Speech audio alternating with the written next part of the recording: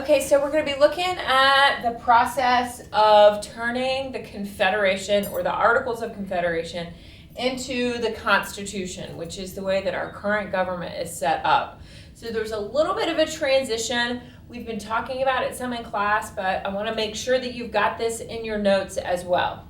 Make sure to use the video guide. It's under important documents. So first couple of things to keep in mind. What led to the drafting of the Constitution? Obviously, the people were not excited about the Articles of Confederation. They didn't feel like the Articles formed a strong enough federal government.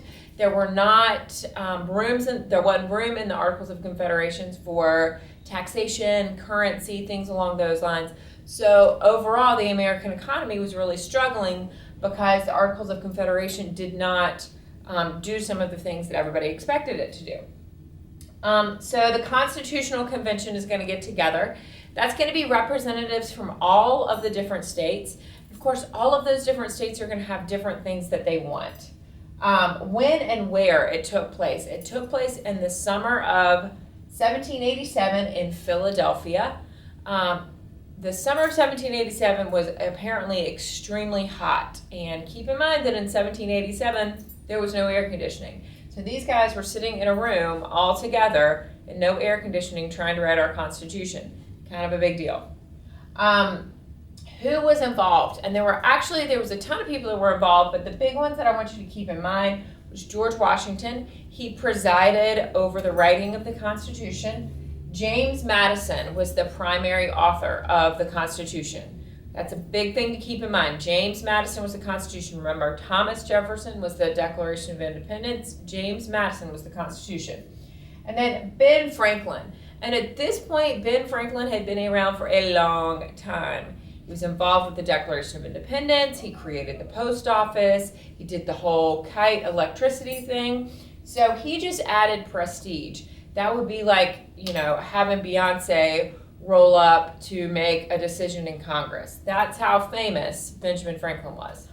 How many other delegates? It was 55 white males. And that's important to remember because there were no women that represented in this Constitutional Convention. There was no African Americans and there was no Native Americans.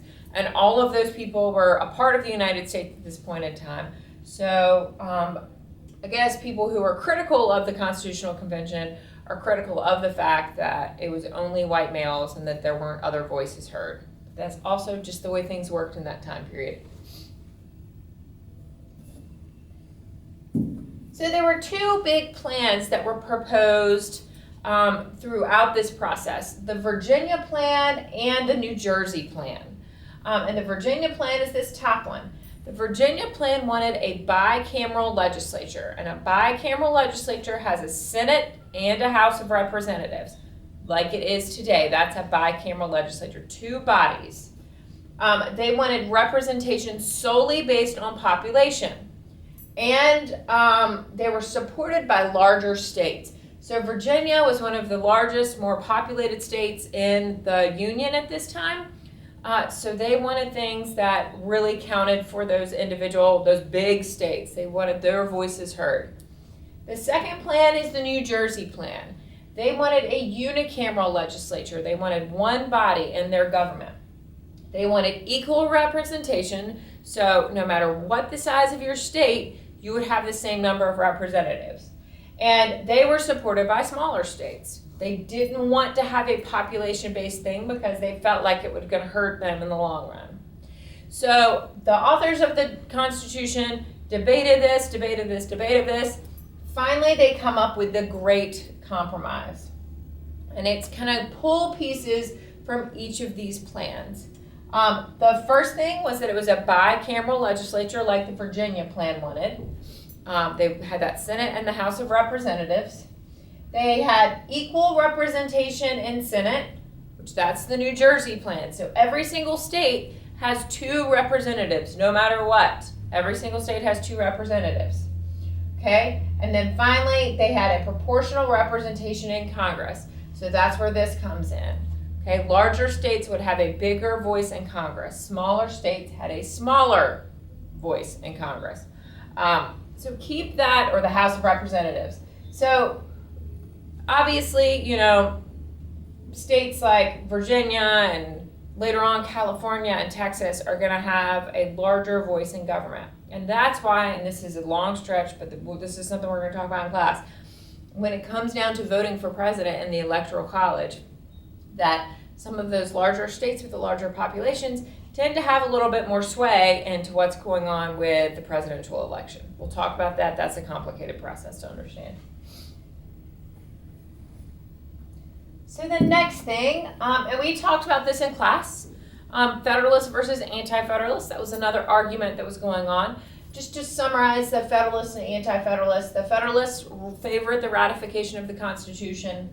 They felt like there should be a powerful federal government and that we didn't need a Bill of Rights. And remember, we felt like you didn't need a Bill of Rights because the Bill of Rights were already protected in the individual state constitutions.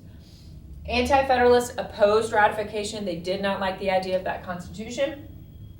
They wanted a weak federal government and favored strong state governments and felt that a Bill of Rights was really, really important in order to protect American citizens from some abuses of power.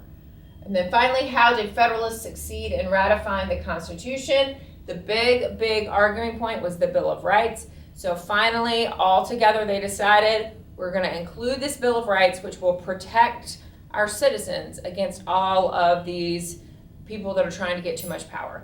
We're going to look at the individual Bill of Rights in class next week. So that's kind of was the compromising point between the Federalists and the Anti-Federalists. So the main parts of the Constitution itself, the document, you've got the preamble, which was the beginning kind of introduction. You've got your articles. And your articles included things like how the legislative branch was set up, the executive branch was set up, and the judicial branch was set up. Additionally, it talked about the relations among the states, which states would have which powers. It talked about the process of amending the Constitution. It talks about national supremacy. It talks about the ratification of the Constitution, ratification of new amendments. Then it has the sections, and then it has the amendments. And there are several new amendments that we're going to be looking at together. The Bill of Rights is, of course, the first 10 of those amendments.